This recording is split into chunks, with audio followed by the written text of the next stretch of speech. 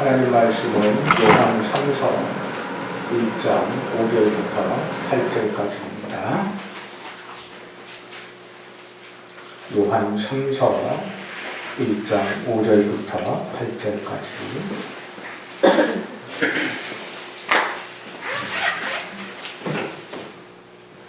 봉독해 드리도록 하겠습니다.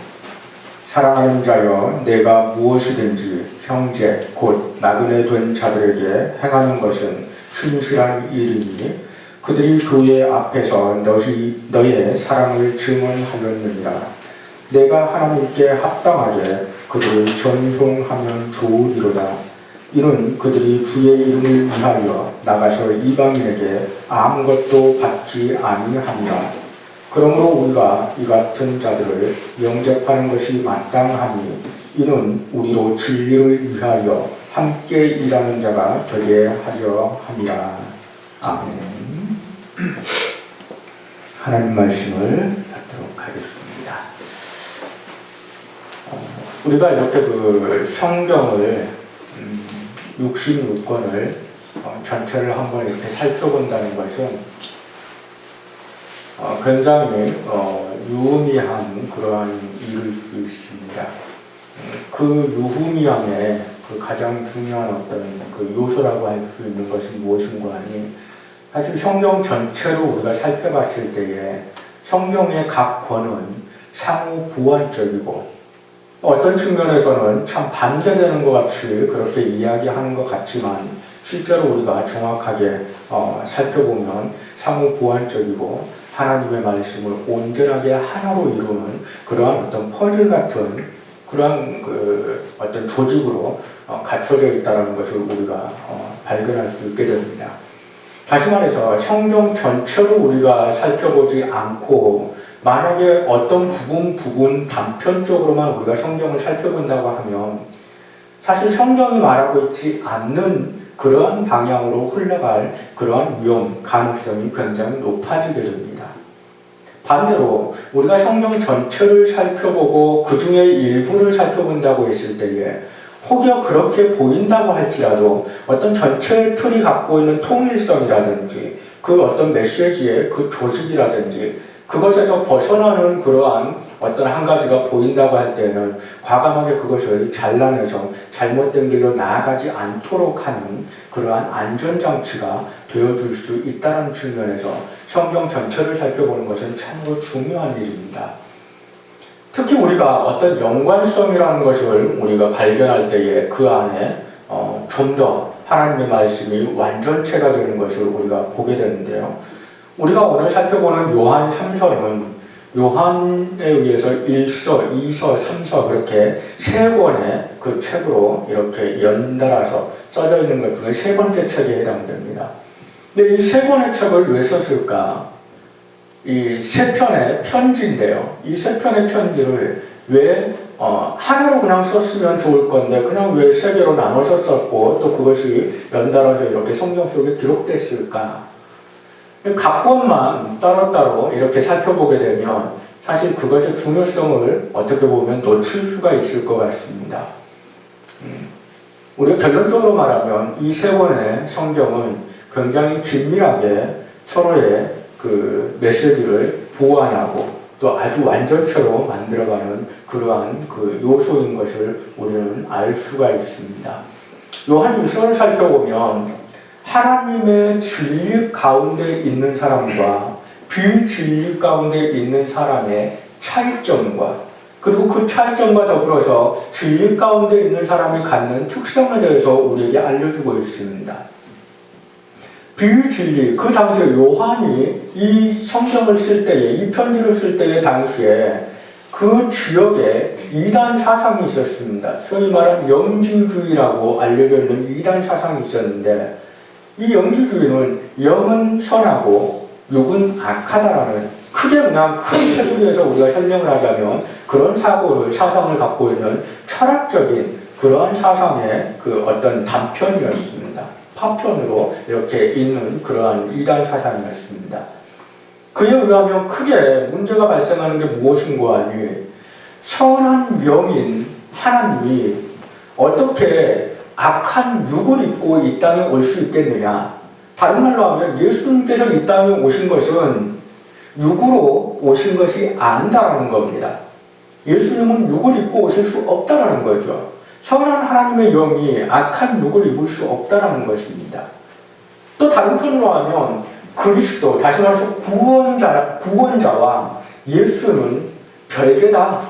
예수는 단지 평범한 한 사람이었고 그리스도는 전능하신 신의 그 파생되는 어떤 영적인 능력이었는데 평범한 예수가 세례를 받는 순간 그리스도가 그에게 임했고 모든 사역을 마치고 십자가에 달려 돌아가심으로 그 그리스도는 그 예수 평범한 육신에서 떠나가 하늘로 올라가셨다라고 주장하는 것이 바로 영지주의였습니다. 그들이 어떤 근거에 의해서 이러한 주장을 했느냐라고 했을 때에 그들의 근거는 철학적 사고였습니다. 그들이 철학적 사고를 토대로 해서 근거로 해서 어떤 사고를 발전시키고 그것으로 인해서 하나님의 말씀을 왜곡했을 때에 그들은 비진리라는 영역 속에 들어갔고 또 그렇게 분류되는 결과에 이르게 됐던 겁니다. 반면에 이러한 비진리, 다시 말해서 이단의 그 사상을 갖고 있는 자들을 책망하고 그들 앞에 올바른 것이 무엇이냐라는 것을 가르쳐주기 위해서 요한 1서를 쓴 요한의 주장에 의하면, 가르침에 의하면 진리 가운데 거하기 위한 기준은 무엇이냐라고 했을 때에 오직 성경이라는 것을 우리에게 확증해 주는 것을 보게 됩니다. 오직 성경에 의해서 우리가 예수님은 누구시냐라고 했을 때에 예수님은 참 하나님이시고 참 사람이다라고 우리에게 분명히 알려주고 있는 것을 보게 됩니다. 그분이 참 하나님이시고 참 사람일 수밖에 없는 것은 하나님의 공의를 충족시키며 우리를 구원하시기 위해서는 우리 인간을 대신해서 죽어줄 죄물이 필요했는데 그 죄물은 또 다른 인간이어야만 하고 그 인간은 죄가 없어야만 하고 그 인간은 죄가 없을 뿐만 아니고 죽음의 권세를 이겨내는 전능하신 그러한 능력이 있어야 되고 또다시 살아나는 부활의 능력이 있어야 되고 또 영원토록 죽지 않고 영원토록 그분의 권세로 이 모든 땅을 다스리는 그 권능이 그 힘이 그에게 있어야 하기 때문에 오직 그 조건을 충족시킬 수 있는 분은 인간일 수가 없고 하나님일 수밖에 없다라는 것. 그리고 하나님이지만 그분이 이 땅에 오실 때에 우리 대신 대속제물로 바쳐질 때에 동등한 가치를 지니기 위하여 인간일 수밖에 없다라는 사실을 우리는 성경을 통해서 발견하게 됩니다. 요한은 이것을 가르쳐주고 있습니다. 그리고 그것이 성경이 말하는 진리요. 그 진리를 소유해야지 하나님으로부터 택한 백성이라 그렇게 일컬음을 받는 자들이라고 요한은 말해주고 있습니다. 그러나 이것은 우리 안에 내재된 것이기에 보이지 않습니다. 그래서 요한은 더욱더 나아가서 진리를 소유한 자가 갖고 있는 그 특징 또는 그가 보여지는 진리를 소유한 자로서 일상 삶에서 보여지는 증거는 무엇이냐라고 했을 때에 그가 소유한 진리는 하나님의 말씀이기에 하나님의 말씀에 기록된 하나님의 계명을 그들은 지키는 것으로 그들의 삶에 자기들이 진리를 소유하고 있다는 것을 증명한다라고 우리에게 알려주게 됩니다. 그런데 이 하나님의 계명은 한두 가지가 아니고 너무나 많기에 이것을 총체적으로 하나로 묶었을 때 그것이 어떠한 형태로 나타났냐라고 했을 때에 요한이 결론적으로 말하는 것은 바로 서로 사랑하는 자들이다라고 우리에게 결론적으로 알려주는 것을 보게 됩니다. 여기에서 요한 1서를 맞추고 이제 요한 2서로 넘어가면 한 가지 이 결론적인 내용, 요한 1서의 결론적인 내용, 하나님의 진리를 소유한 자는 사랑하는 자들이다, 사랑이라는 열매를 맺는 자들이다 라고 했던 그 결론으로 말미암아 발생할 수 있는 하나의 문제를 다루게 됩니다. 그것은 무엇인가 하니 바로 요한이 편지를 써서 하나님의 말씀을 가르치고 올바른 권면을 하는 그 대상자들에게 거짓 교사들이 그 안에 있게 되고 그들에 의해서 또 거짓 가르침이 그들에게 주어지는 그런 현상들이 발생했을 때에 하나님의 진리를 소유한다는 사랑하는 자들인데 이 진리 밖에 있는 자들은 어떻게 대해야 되느냐라는 문제가 발생하게 됐던 겁니다. 이에 대해서 요한이 다시 우리에게 요한 2서를 통해서 답을 줍니다. 도대체 하나님이 사랑하라고 했을 때에 그 사랑은 무엇이냐? 모든 것을 수용하고 포용하고 모든 것을 다 감싸 안아주는 것이 그것이 하나님이 말씀하시는 사랑이냐? 아니다. 하나님이 말씀하시는 사랑은 옳은 것은 옳다라고 말하지만 그런 것은 그르다고 말하고 비진리 가운데 있는 자들에게는 그것이 틀렸다라고 말하면서 옳은 것으로 돌아오라고 그렇게 초청하는, 권면하는, 때로는 그들과 관계를 단절시키는 그 단절의 궁극적인 목적은 그들과 영원토록 결별하겠다라는 것이 아니고 네가 얼마나 잘못했기에 내가 단절까지 해야만 되는지를 네가 다시 한번 생각하고 그것이 얼마나 큰 죄인지를 깨달아서 돌이켜 그것을 내려놓고 돌이켜 돌아오라는 측면에서 단절을 행하는 그러한 것을 우리가 하나님이 우리에게 말씀하신 사랑의 참 모습이다, 바람직한 모습이다라고 우리에게 알려주고 있는 것이 바로 요한 2서의 가르침입니다. 그러면 오늘 요한 3서에서는 무엇을 가르치겠습니까? 이제 교회 밖에 있는 비진리 가운데 있는 자들에게 어떻게 사랑해야 되는지를 요한 2서에서 우리에게 말했다면 요한 3서에서는 이제 교회 안에 있는 자들, 진리 안에 있는 자들끼리는 이제 어떻게 사랑해야 되는지에 대해서 말하고 있습니다. 사실 목사로서는 이 요한 3서를 자기 스스로의 입으로 여러분들에게 이렇습니다, 이렇게 하라고 합니다라고 가르치기가 상당히 껄끄러울 수 있는 부분이기도 합니다.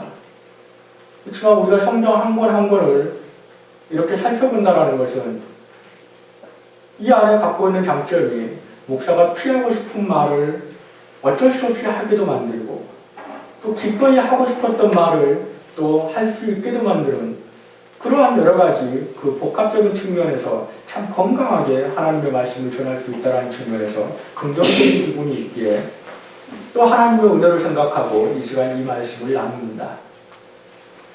궁극적으로 이 요한 3서에 나와 있는 어떤 배경을 살펴보면 요한은 가이오라는 사람에게 이 편지를 쓰고 있는 것을 보게 됩니다.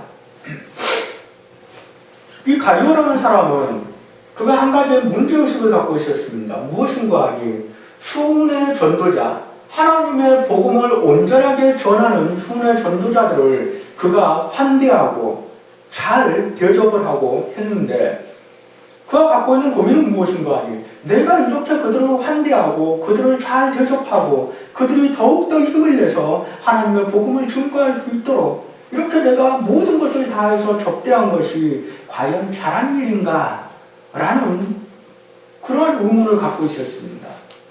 그 의문에 대해서 요한은 답을 내려줍니다.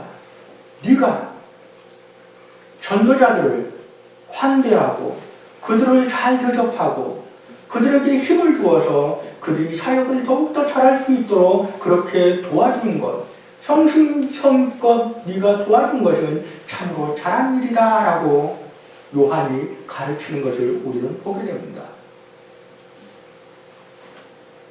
가이오가 하나님의 그 보내심을 받은 백성들을 환대하고 그 진리 가운데 헌신할 수 있도록 도와준 그것이 잘한 일이라는 것이 어떤 측면에서 요한에 의해서 강조가 되고 가르쳐지냐 하면 요한이 가르치기를 그리스도인이 도대체 무엇이냐 누구냐라고 요한은 우리에게 묻는 형식으로 우리에게 가르친다고 볼 수 있습니다.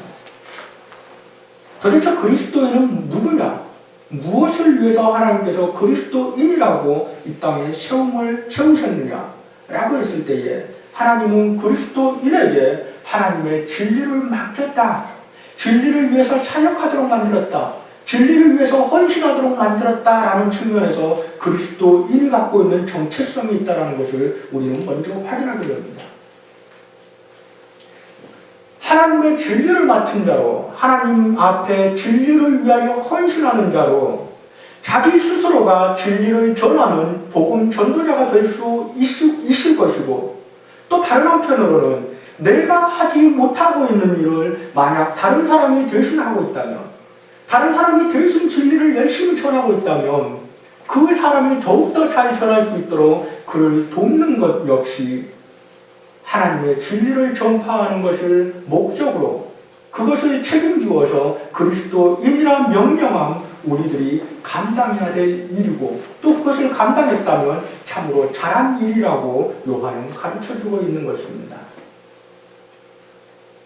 그에 반해서 이 진리를 대하는 방식에 있어서 잘못 행하고 있는 한 사람을 요한은 가르치고 그를 설명함으로 인해서 가이오가 잘하고 있는 일을 더욱더 잘하도록 권면하는 것을 우리는 보게 됩니다.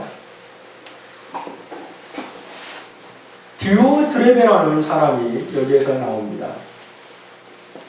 디오드레베라는 사람이 이 요한 3서에서 다뤄지면서 그가 어떠한 행위를 했는지를 요한은 이야기하는데, 그의 어떤 특성을 먼저 이야기할 때 그는 으뜸이 되기를 좋아하는 자다라고 그렇게 말하는 것을 우리는 보게 됩니다.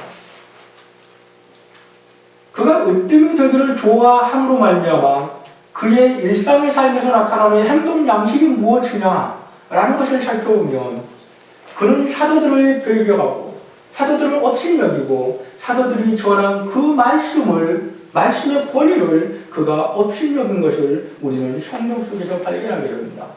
그리고 복음 증거자들을 그가 배척하고, 또 심지어는 자기가 배척할 뿐만 아니고 복음 증거자들을 환대하고 대접하려고 하는 사람들조차도 그가 억압하고 그들을 교회 밖으로 쫓아내어버리는 그러한 일을 행한 것을 우리는 발견하게 됩니다. 이를 지적하면서 과연 하나님의 진리 앞에서 진리에 대해서 너희가 어떻게 행해야 되겠느냐라는 것을 요한이 다시 한번 가르쳐 주는데, 진리는 하나님으로부터 나오는 것이요, 그 진리가 하나님의 말씀에 근거해서 진리로 확인되었다면 그 진리를 소유하고 그 진리를 위해서 헌신하고 그 진리를 전파하기 위해서 각 지역에 돌아다니는 그 순회 전도자들을 향해서 너희가 행할 바는 온전히 환대하고 그들을 하나님 앞에서 참으로 적극적으로 돕는 그러한 역할을 해야 된다는 것이 요한이 가르쳐주는 말씀이었습니다. 왜 그렇게 해야 되겠습니까? 진리를 소유한 자들이 왜 그렇게 해야 되겠습니까? 진리를 소유했다는 것은 그리스도를 사랑한다는 것을 의미합니다. 예수 그리스도를 사랑하는 자, 하나님을 사랑하는 자라는 것을 의미하는 것이 바로 진리를 소유했다는 것의 궁극적인 모습입니다. 그리스도를 사랑하는 자가 어찌 그리스도가 영광받게 하기 위하여 그리스도의 말씀을, 하나님의 말씀을 선포하는 자를 사랑하지 않을 수 있겠습니까? 하나님을 사랑하는 자가 하나님의 말씀이 널리 전파되어서 그 말씀이 전파되는 그 지역마다 하나님의 영광이 드러나도록 하는 그 복음 전도자들을 어찌하여 사랑하지 않을 수 있겠냐라는 겁니다. 만약 내가 진리를 소유한 자라면, 하나님의 말씀을 온전히 소유한 자라면 그 하나님의 말씀을 전하는 자들을 당연히 사랑할 수밖에 없는 것입니다. 하지만 분명한 기준이 있죠. 진리를 전하는 자여야만이 그를 사랑할 수 있게 되는 것입니다. 기억하시기 바랍니다. 목사기 때문에 사랑하는 것이 아니고, 목사의 직분을 맡은 자가 목사의 직분을 맡은 자답게 하나님의 말씀만을 전할 때에 그때에 환대하고 그때에 하나님의 그 말씀에 근거해서, 하나님의 말씀을 근거한 그 권면에 근거해서 그를 위해서 헌신하고 그를 위해서 도움의 손길을 더하고, 그래서 더욱더 하나님의 말씀을 잘 증거할 수 있도록 그렇게 한다는 것입니다. 목사이기 때문에가 아닙니다. 목사로서 그 사역을 바르게 감당하기 때문에, 하나님의 진리를 맡은 자에 합당하게 그 사역을 감당하기 때문에 우리는 협력하여서 그 일이 더욱더 잘 될 수 있도록 그렇게 이 사역을 돕는 손길을 더하는 것입니다. 목사로서 이 말씀을 참으로 두렵게 받아야 될 것이고, 성도로서는 이 말씀을 적극적으로 받으며 이 말씀을 따라서 적극적으로 행할 필요가 있습니다. 우리가 한 가지 기억해야 될 것 중에 하나는, 교회 안에서 전임 사역자들에 대해서 그들의 생활에 필요한 것들을 교회가 지급하는 것을 우리가 살펴볼 때에 그것의 의미가 무엇이냐라는 것을 정확하게 인식해야 합니다. 성도들이 십시일반에서 이 교회라는 이 하나님을 믿는 집단이 잘 운영되고 건강하게 세워지도록 하기 위해서 여러 가지 필요를 따라 그 안에 헌금도 하고, 또 여러 가지 그 어떤 물질적인 봉사, 또 육체적인, 또 정신적인 여러 가지 봉사를 하는 이유는, 그 중에 특별히 전임 사역자들의 그 생활을 전임적으로 책임지는 이유는 그들을 일꾼으로, 종으로 부리기 위한 것이 결코 아니라는 것을 우리는 기억해야 합니다.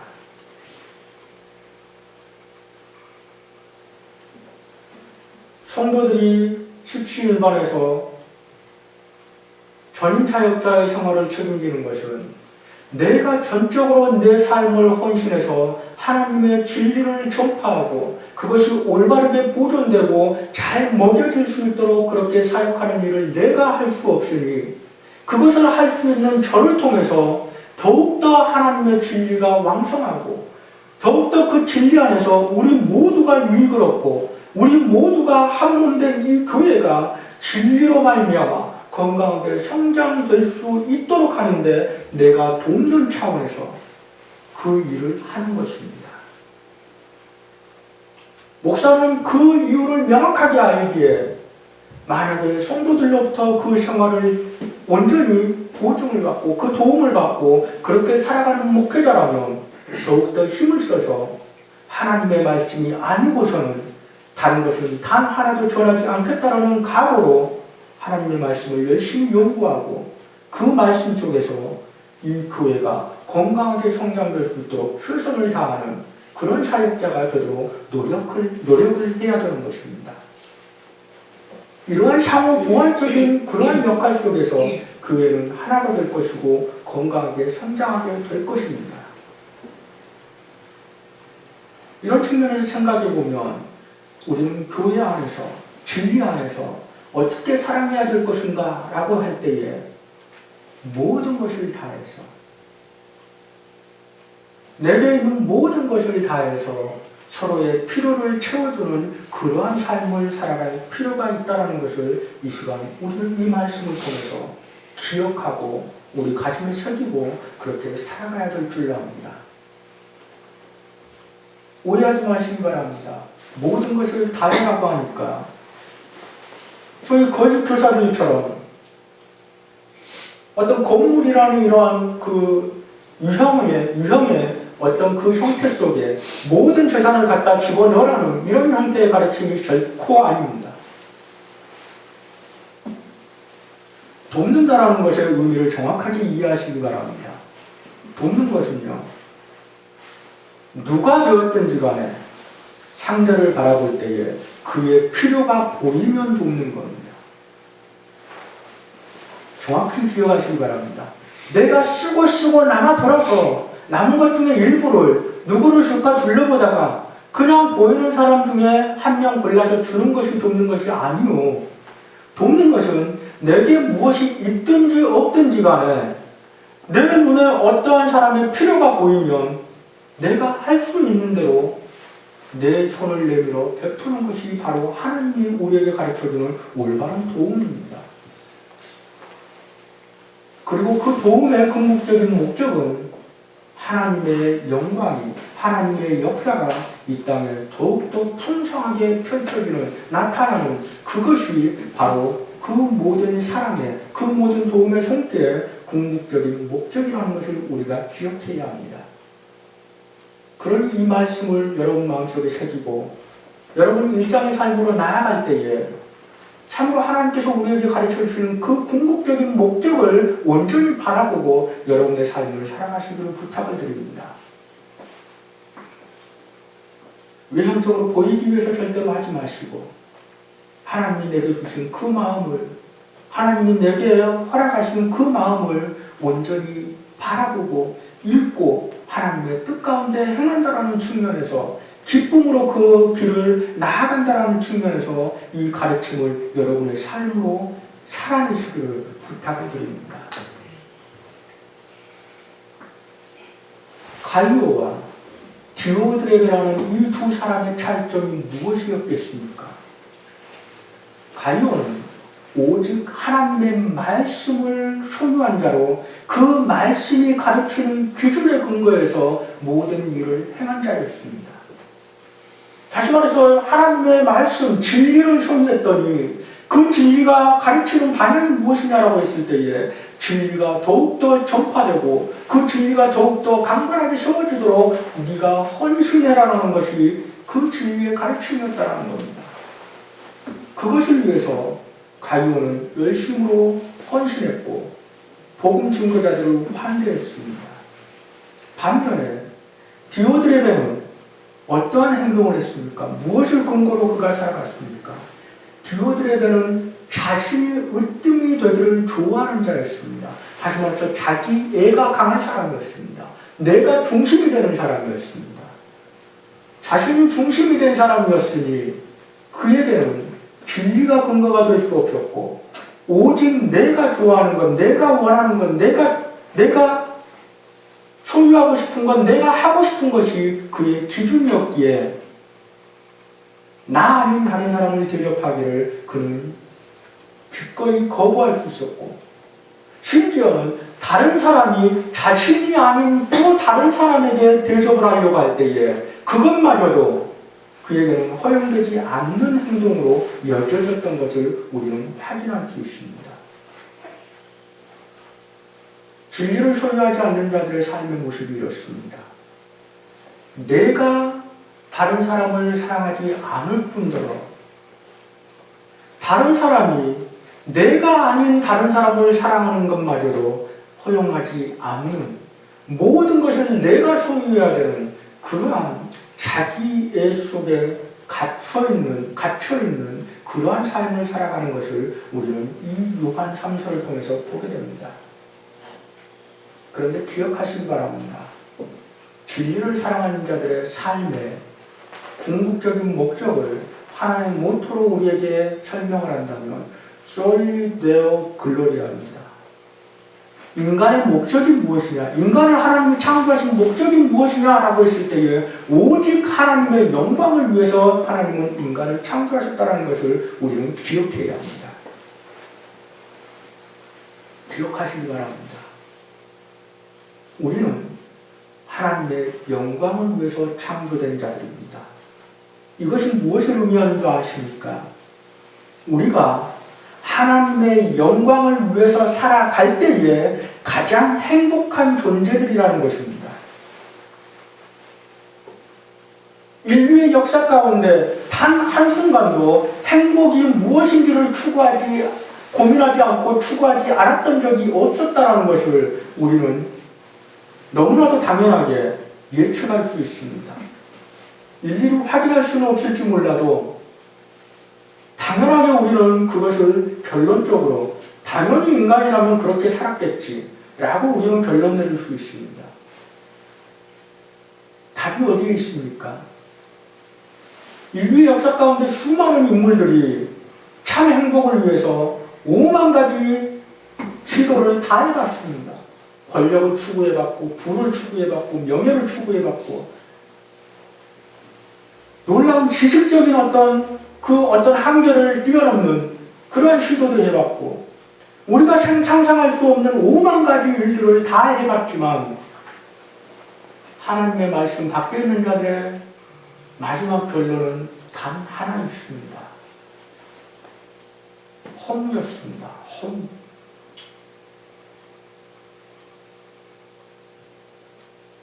사람들은 이 땅에 존재하는 것으로 만족할 수 없다는 겁니다.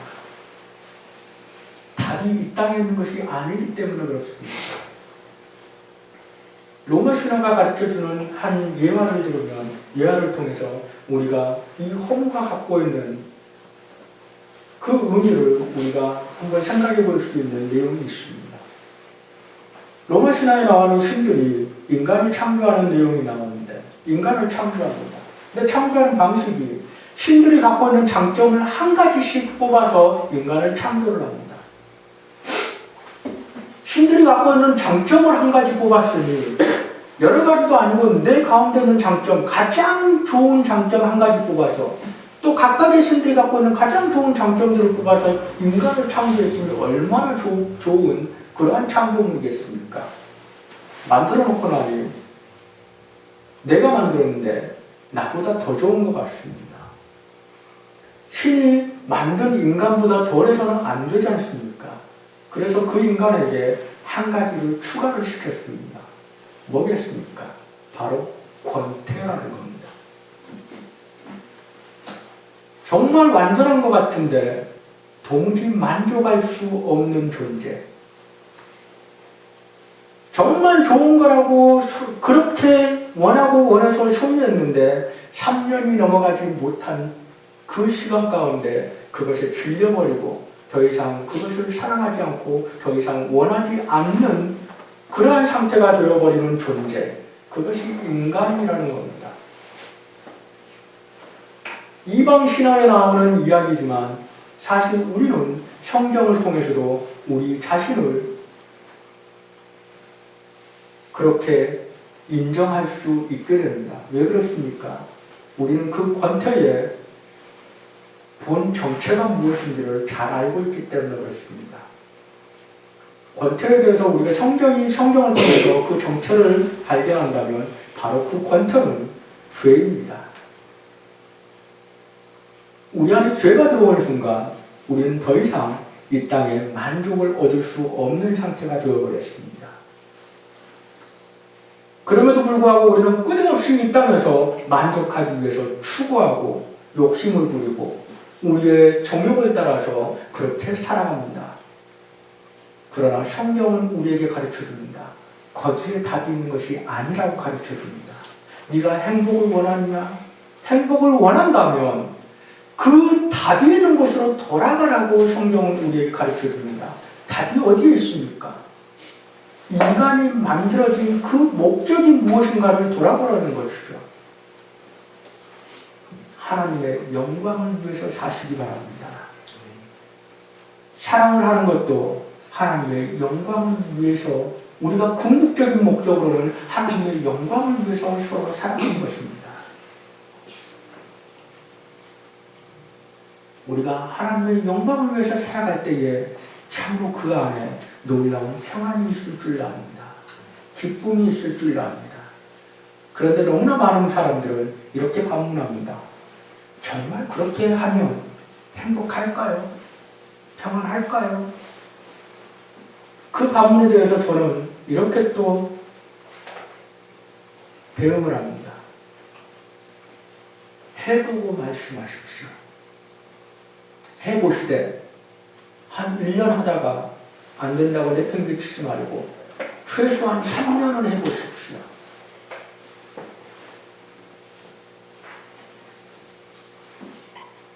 그리고 3년을 해보고 하나님의 그 영광, 그 은혜와 하나님 주시는 평안을 맛보시되 그것이 무엇인지를 알고 또한 여러분들이 그 복을 누리시기를 바랍니다. 하나님 주시는 평안은 세상이 줄 수 없는 평안이라는 것을 기억하시기 바랍니다. 우리는 하나님을 믿는다고 하면서 하나님께 평안을 달라고 하면서 하나님께 달라고 하면서 우리는 어리석게도 세상에 어떤 것을 지명해서 이것을 주시면 제가 평안할 것 같습니다라고 어리석은 요청을 할 때가 많습니다. 그러나 기억하시기 바랍니다. 하나님 주시는 평안은 세상이 줄 수 없는 평안입니다. 다른 표현으로 하면 그것 없어도 평안한 평안, 그것을 초월한 평안, 그것을 초월한 기쁨이 하나님이 주시는 평안이요 기쁨이라는 것을 기억하시기 바랍니다. 그렇기에 하나님의 진리를 소유한 자는 순교도 할 수 있는 것입니다. 이 세상으로부터 주어지는 것이 평안이라면 어찌 죽을 수 있겠습니까? 죽으면 이거 다 사라지는 건데. 하나님의 진리를 소유한 자는 하나님이 주시는 평안이 무엇인지를 정확하게 합니다. 세상이 줄 수 없는 평안. 그래서 그들은 진리를 그토록 사모하고 진리를 소유한 자들을 그토록 환대하고 서로 협력해서 그 진리를 위해서 더욱더 헌신할 수 있는 자들이요 그 진리를 위해서라면 무엇이든지 내어놓을 수 있는 자들인 것입니다. 그것이 우리에게 주는 복이 무엇인지를 알기에 여기 계신 모든 분들 이 말씀을 가슴에 새기시고 이제 진리 안에 있는 자들끼리 교제를 나눌 때라면 전적으로 포용하고 전적으로 사랑하고 전적으로 덮어주고 이해하고 그리고 한 몸 되어서 이 진리를 통해 하나님 앞에 더욱더 굳건히 세워져가는 그러한 교회가 되기 위한 사랑을 아낌없이 하시는 믿음의 백성들 되시길 주님의 이름으로 축복합니다. 기도하겠습니다. 하나님 은혜를 감사드립니다. 주께서 우리를 사랑하시고 아버지 하나님